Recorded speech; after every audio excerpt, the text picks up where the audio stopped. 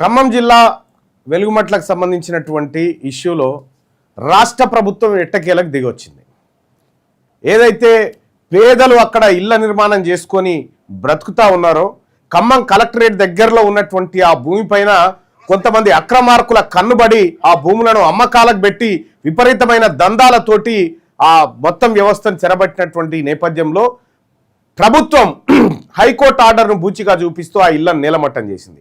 ఇదే నేపథ్యంలో తెలంగాణ రాజ్యాధికార పార్టీ ఖమ్మం వెలమట్ల గ్రామానికి వెళ్ళి ఆ పరిస్థితిని చూసి అక్కడ ఉన్నటువంటి బాధితులతో మాట్లాడి ఎట్టి పరిస్థితిలో అక్కడ ఆ క్షణానికి నేను హామీ ఇచ్చిన, నేను ఇక్కడ ఎమ్మెల్సీగా చెప్తా ఉన్నా, ఈ భూమిలో ఒక్క గజం భూమి కూడా పోనివ్వను, ఈ భూమి ఖచ్చితంగా ఇక్కడి పేదలకే దక్కేలాగా నేను చేస్తా, ఇందులోంచి ఎట్టి పరిస్థితిలో భూమి పోనివ్వనని చెప్పి ఆ రోజు ప్రజలందరికీ మాట ఇవ్వడం జరిగింది. ఆ మాట ప్రకారం ఆ మాట మీ అందరూ కూడా చూసే ఉంటారు ఆడికి పోయినటువంటి కార్యక్రమాన్ని.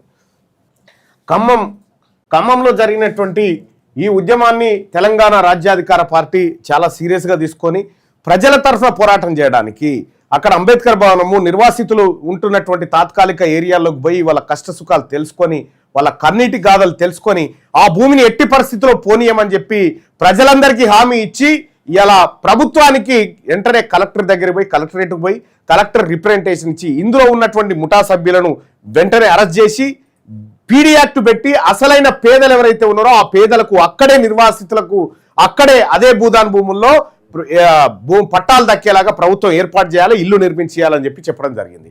అయితే రాష్ట్ర ప్రభుత్వం నేను ఇదే అంశం పైన మంత్రుల తోటి మాట్లాడడం జరిగింది.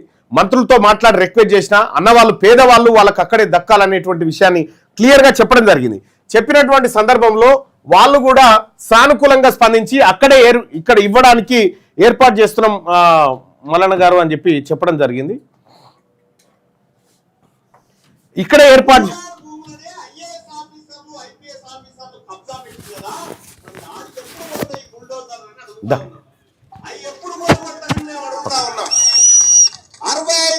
ఎకరాల భూముల్ని భూదాన్ భూముల్ని రాజకీయ నాయకులందరూ కలిసి కబ్జా పెట్టిరు.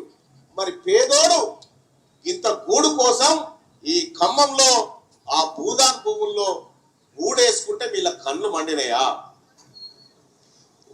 నేను వరంగల్ నల్గొండ ఖమ్మం పట్టభద్రుల ఎమ్మెల్సీగా మీ అందరు గెలిచినటువంటి బిడ్డగా చెప్తా ఉన్నా, ఈ భూమిని ఎట్టి పరిస్థితిలో పోనివ్వను, ఈ భూమి పేదవాళ్ళకే దక్కాలి, ఈ భూమి ఈ పేదవాళ్ళ కన్నీటి గోసల మీద నువ్వు అక్కడ ఏమీ నిర్మించలేవు అని చెప్పి రాష్ట్ర ప్రభుత్వాన్ని హెచ్చరిస్తా ఉన్నాం.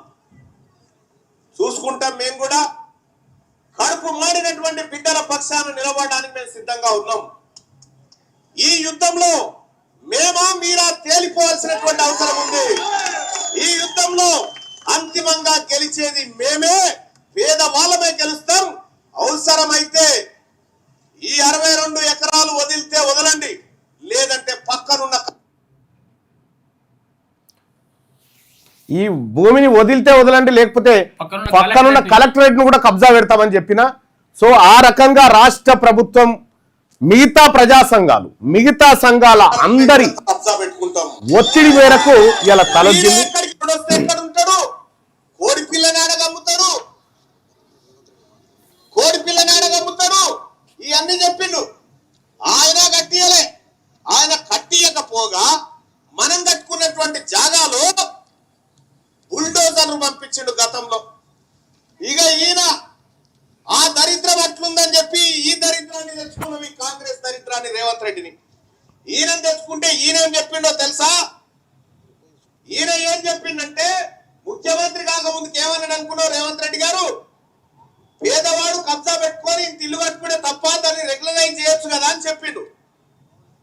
పేదవాడు ఇల్లు కట్టుకుంటే తప్ప, దాన్ని రెగ్యులరైజ్ చేసి తప్పేముంది, చట్టాలు ఉన్నాయి కదా, మార్చుకోవచ్చు కదా, జీవో నెంబర్ 58, 59 ఉన్నాయి కదా, మార్చుకుంటే తప్పేందని అన్నాడు. మరి ఈ మార్చుకుంటే తప్పేందన్న మొనగాడే ఇప్పుడు ముఖ్యమంత్రి అయ్యి అట్లా మారుస్తారని ఇల్లు కూడా కొడతా ఉన్నాడు. ఇగో పట్టాలు ఇవ్వాలి కదా, ఉన్నారు కదా, ఏదో ఒకటి చేయాలి కదా, డెఫినెట్ గా సందర్భం వచ్చినప్పుడు భూదాన్ భూములైనా ప్రభుత్వ భూములైనా ఏదైనా పట్టాలు ఇస్తాం. ఇది ముఖ్యమంత్రి గారు అసెంబ్లీలో చెప్పిన మాట. ఇవన్నిటినీ ప్రజాక్షేత్రంలోకి తీసుకుపోవడం జరిగింది. ఈ యుద్ధాన్ని ఎట్టి పరిస్థితుల్లో వదిలిపెట్టమని చెప్పడం జరిగింది. అదేవిధంగా రాష్ట్ర ప్రభుత్వంతో ఎప్పటికప్పుడు ఈ అంశం పట్ల మాట్లాడుతూనే ఉన్నాం ఎమ్మెల్సీగా. సో ఇవాళ రాష్ట్ర ప్రభుత్వం దిగి వచ్చి అక్కడ ఉన్నటువంటి అసలైన పేదలకు పట్టాలు ఇవ్వాలని చెప్పి నిర్ణయం చేసింది.